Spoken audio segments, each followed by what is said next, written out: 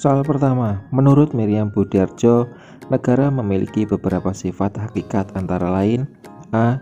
Kekeluargaan, mencakup semua, memaksa. B. Monopoli, melindungi, memaksa. C. Memaksa, monopoli, mencakup semua. D. Melindungi, kekeluargaan, persamaan. E. Persamaan, kebebasan, melindungi. Dan jawaban yang benar adalah C. Memaksa, memonopoli, dan mencakup semua. Pembahasan Miriam Budiarjo telah membagi sifat negara menjadi 3 bagian, yaitu memaksa, memonopoli, dan mencakup semua.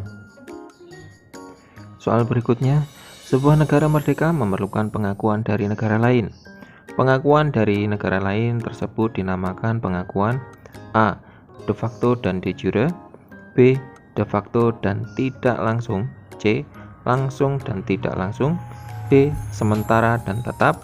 E. Mutlak dan penuh. Jawaban yang benar adalah A. De facto dan de jure. Pembahasan pengakuan secara de facto sendiri merupakan pengakuan atas fakta adanya sebuah negara. Unsur-unsur dalam pengakuan de facto suatu negara meliputi wilayah, rakyat, dan pemerintahan yang berdaulat. Sedangkan pengakuan secara de jure adalah pengakuan sebuah negara diakui secara sah menurut hukum internasional. Soal berikutnya, berikut yang memiliki bentuk kenegaraan protektorat adalah A. Kamerun, B. Australia, C. Mesir, D. Amerika Serikat, E. Papua Nugini. Jawaban yang benar adalah C. Mesir. Mesir adalah negara protektorat dari Turki pada tahun 1917, di mana protektorat internasional merupakan suatu subjek hukum internasional. Negara protektorat adalah suatu negara yang berada di bawah lindungan negara lain. Biasanya, soal hubungan luar negeri dan pertahanan dari negara protektorat akan diserahkan kepada negara berlindung. Soal berikutnya, keberadaan tujuan negara sangat penting bagi pedoman dan arahan sebuah negara. Indonesia sebagai sebuah negara memiliki tujuan mulia yang dituangkan dalam A. Pembukaan UUD 1945 alinea 2, B. Pembukaan UUD 1945 alinea 3, C. Pembukaan UUD 1945 alinea 4, D. Batang tubuh UUD 1945 pasal 1, E. TAP MPR nomor 7 /MPR /2021.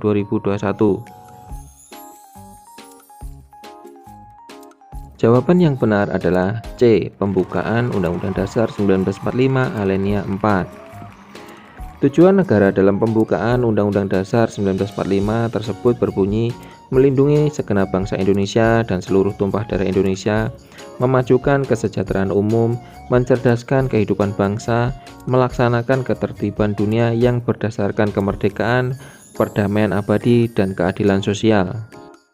Soal berikutnya, makna nasionalisme berdasarkan kata pembentuknya adalah sikap A. Kepahlawanan, B. Cinta kepada tanah air, C. Egois, D. Pantang menyerah, E. Acuh tak acuh. Jawaban yang benar adalah B. Cinta kepada tanah air. Makna nasionalisme adalah sikap cinta tanah air yang menyebabkan kesadaran berbangsa walaupun banyaknya perbedaan.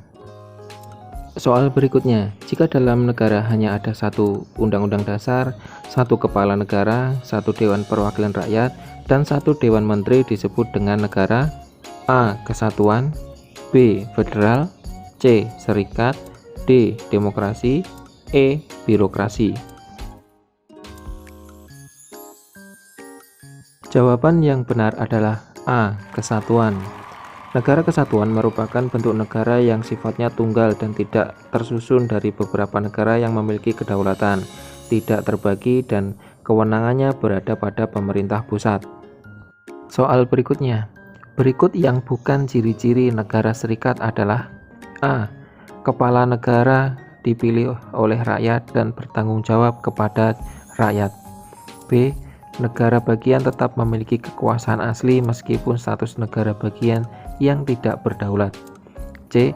Mempunyai satu undang-undang dasar yang harus dipatuhi oleh seluruh rakyatnya. D. Tiap-tiap negara bagian memiliki kewenangan untuk membuat undang-undang dasar sendiri selama tidak bertentangan dengan pemerintah pusat. E. Kepala negara mempunyai hak veto yang diajukan oleh parlemen. Jawaban yang benar adalah C. Mempunyai satu undang-undang dasar yang harus dipatuhi oleh seluruh rakyatnya. Negara serikat adalah beberapa negara bagian yang memiliki sebuah negara berdaulat. Negara bagian tidak memiliki kedaulatan. Berbeda dengan negara kesatuan, negara bagian memiliki kewenangan untuk membuat undang-undang sendiri, akan tetapi tetap harus sesuai dengan konstitusi dasar negara serikat.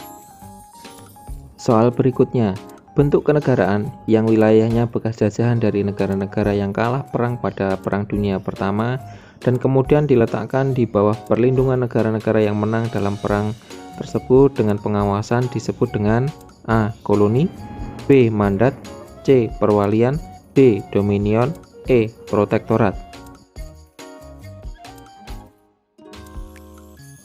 Jawaban yang benar adalah B. Mandat. Mandat merupakan suatu negara yang tadinya merupakan jajahan dari negara-negara yang kalah dalam Perang Dunia Pertama dan diletakkan di bawah perlindungan suatu negara yang menang perang dalam pengawasan Dewan Mandat Liga-Liga Bangsa. Soal berikutnya, mengusahakan pertahanan dan keamanan, menegakkan keadilan, mewujudkan kesejahteraan dan kemakmuran, serta sebagai stabilisator adalah pengertian secara umum. A. Manfaat negara, B. Fungsi negara, C. Tujuan negara, D. Maksud negara, E. Visi dan misi negara. Jawaban yang benar adalah B. Fungsi negara. Fungsi negara secara umum ada 4, yakni untuk melaksanakan ketertiban dan keamanan, fungsi kemakmuran dan kesejahteraan, fungsi pertahanan dan keamanan, serta fungsi menegakkan keadilan. Soal berikutnya, berikut yang bukan negara dominion adalah A. Malaysia, B. India, C. Indonesia, D. Selandia Baru, E. Kanada. Jawaban yang benar adalah C. Indonesia. Dominion atau domini adalah negara semi-independen di bawah mahkota Britania yang diperintah Kekaisaran Britania yang bermula dengan Konferensi Kanada pada 1867. Contoh negara dominion antara lain Afrika Selatan, Australia, Kanada, Pakistan, India, dan Selandia Baru. Sekian, terima kasih. Semoga pembahasan ini bermanfaat. Jangan lupa bisa karena terbiasa. Saya akhiri. Assalamualaikum warahmatullahi wabarakatuh.